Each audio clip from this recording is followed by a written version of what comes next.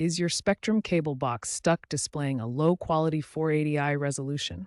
This often happens due to HDMI handshake failures or outdated box settings, especially with older models.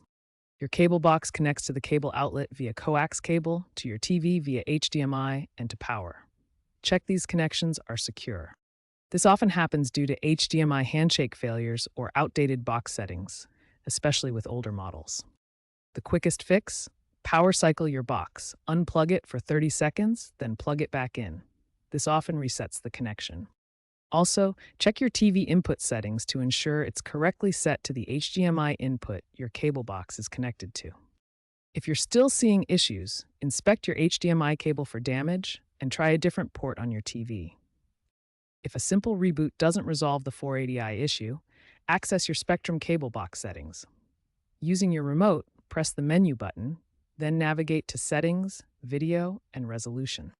Next, verify your TV's aspect ratio is set to 16:9 to prevent distortion. If you have an older cable box, consider upgrading to a newer model like the Spectrum World Box or Xi6, which are less prone to resolution issues.